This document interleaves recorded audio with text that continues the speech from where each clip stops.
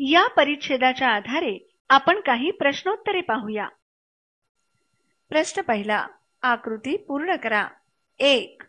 मोरू मामांचे प्रश्न सोडवण्यासाठी कोणत्या गोष्टी आवश्यक आहेत?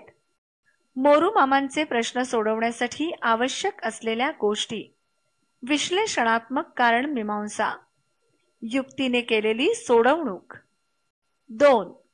लेखकाला कोणत्या गोष्टीचा खेद वाटतो? मामांनी दिलेल्या प्रश्नांची जंत्री ठेवलेली नाही। 3. मामांच्या प्रश्नांमुळे काय झाले? अवघड प्रश्नांचे आव्हान स्वीकारण्याची वृत्ती लेखकात निर्माण झाली। 4. संस्कारक्षम वयात लेखकावर प्रभाव टाकणारी पुस्तके कोणती? संस्कारक्षम वयात प्रभाव टाकणारी पुस्तके: main of mathematics, the world of mathematics, living biographies of great scientist. 5. विज्ञान विषय निवडण्यासाठी लेखकाला कोणता प्रभाव उपयुक्त ठरला?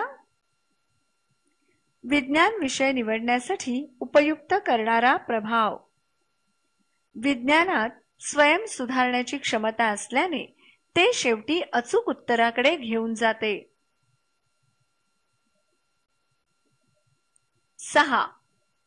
केम्ब्रिज विद्यापीठातील लेखकाचे पीएचडीचे मार्गदर्शक कोण होते? केम्ब्रिज विद्यापीठातील लेखकाचे पीएचडीचे मार्गदर्शक: ख्यातनाम शास्त्रज्ञ फ्रेड हॉयल। 7. 1961 ला कसला वाद सुरू झाला? हॉयल रिले विवाद। प्रश्न दुसरा, रिकाम्या जागा भरा। 1. त्यातून मला गणिताबद्दलचा गुप्त टिंबटिंब कळत असे।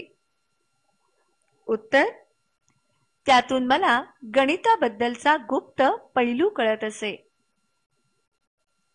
2. सुदैवाने मला केम्ब्रिजमध्ये ख्यातनाम शास्त्रज्ञ टिंबटिंब हे पीएचडीचे मार्गदर्शक म्हणून लाभले।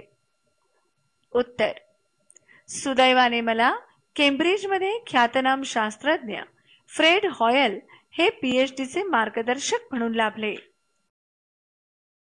प्रश्न तिसरा, खालील वाक्प्रचारांचा अर्थ सांगून वाक्यात उपयोग करा। 1. काळजीपूर्वक ऐकणे म्हणजे लक्ष देऊन ऐकणे। वाक्य: शिक्षकांनी बोललेला प्रत्येक शब्दनशब्द हेरंब काळजीपूर्वक ऐकतो। 2. त्रुटी असणे म्हणजे चुका असणे। वाक्य: निष्काळजीपणे केलेल्या कामात खूप त्रुटी असतात। प्रश्न चौथा, समानार्थी शब्द लिहा। 1. रटाळ समानार्थी शब्द कंटाळवाणा। 2. निश्चल समानार्थी शब्द स्थिर। प्रश्न पाचवा, विरुद्धार्थी शब्द लिहा। 1. आदी विरुद्ध अंत। 2. काळजी विरुद्ध निष्काळजी। प्रश्न सहावा, खालील सामासिक शब्दांचा विग्रह करून समासाचे नाव लिहा। 1. सुदैव सु असे दैव कर्मधारय समास। प्रश्न सातवा, लेखन नियमानुसार अचूक शब्द निवडा। 1.